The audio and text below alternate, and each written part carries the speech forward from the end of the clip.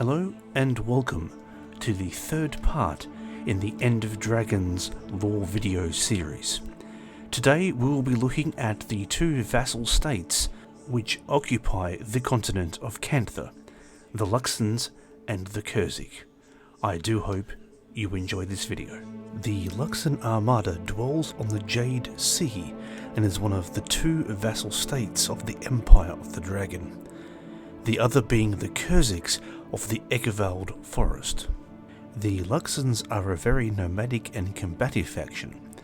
They are at constant war with the Kurzicks due to ancient hatred, reasons for which have been forgotten, and the desire over the sacred and precious amber and jade that solidified from the Jade Wind. Their nation is led by the Council of Elders and their three clans, the Crab, the Snake, and the Turtle. Historians believe the Luxons once sailed in the Crystal Sea over 1,000 years ago. Incidentally, this may be where the Marganites sailed. Due to the removal of knowledge of Abaddon, some knowledge of the Marganites have been removed, leading scholars to view them as a myth, thus possibly causing a confusion between the two seafaring people. Culture of the Luxons. The Luxons thrive on travel, and they always have, and determined many things through strength in combat. Criminals to the Luxon Armada are executed via gladiatorial games. As they are constantly moving, their settlements are hardly filled with people. However, there are Luxons who stay in a single place year-round. The Luxons also have structures called Leviathans, fish-like and crab-like structures that are transported via both manpower and magic. Being combative and having the grand structures, the Luxons' patron gods are Balthazar, Grenth, and Lissa, the first two worshipped for their combative nature, and the last worshipped for the beauty of their architecture. Along with these three gods, the Luxons also worship three demigoddesses, known as the Three Queens, Allura, Alora, and Lone. The Luxons are led by the Council of Elders, who meet every year to modify and improve the Code, or the law for the Luxons. All changes will be followed for the next 12 months, until the Code is revised. The Council of Elders is led by the leaders of the three clans, the Turtle Clan, the Serpent Clan, and the Crab Clan. While always nomadic, the Luxons acted differently than they currently do before the Jade Wind swept through the land and turned the sea to jade. Before, the Luxons sailed in ships across water. When the Jade Wind struck and the water turned to jade, the Luxons dismantled their ships and made new structures out of them, eventually building the Leviathans that can be found today. The Kurzicks occupy the Eckewald Forest and are one of the two vassal states of the Empire of the Dragon, the other being the Luxon Armada. The Kurzicks are a nation of very religious people who take the worship of the true gods very seriously. They are at constant war with the Luxons due to the struggle for the scarce and precious amber and jade solidified at the time of the Jade Wind.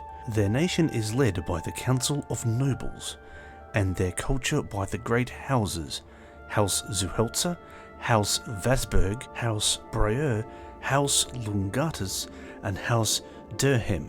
Culture of the Kurzicks. The Kurzicks are very religious, and most of what they do revolves around their practice of worship of the true gods and their saints.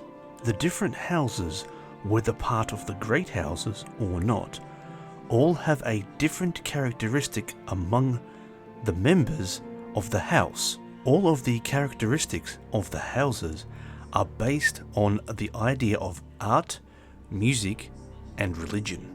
The Kurzicks are also focused on preserving and restoring the Eckewald Forest to how it was before the Jade Wind. This includes the creation of wards and stone guardians that defend the Kurzicks against the monsters, unless they are not maintained, in which case the wards will simply fail and the stone guardians will become hostile. The spells are by the House Zuhelzer.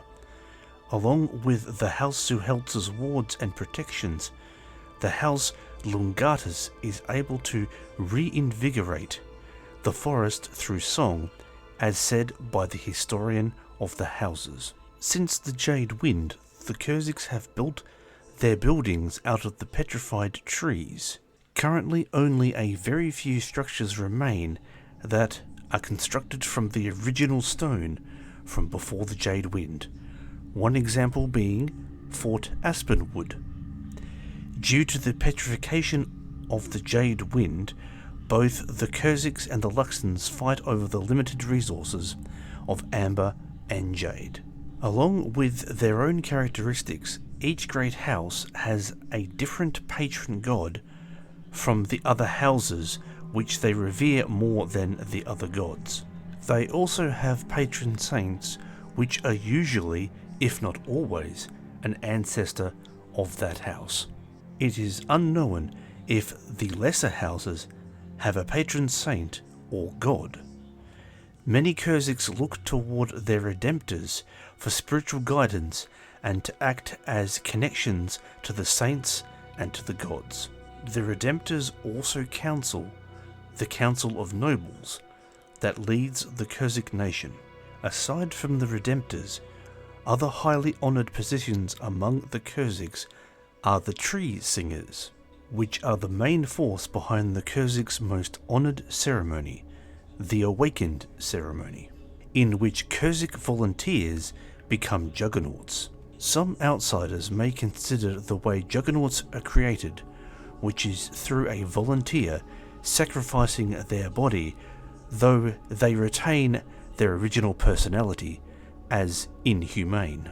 I hope you enjoyed that video about the Luxons and the Kurzicks, which we will encounter heavily in End of Dragons. I will have one more lore video coming up in the series, part 4. I do hope you will watch that when it comes out. Until then, stay safe and goodbye for now.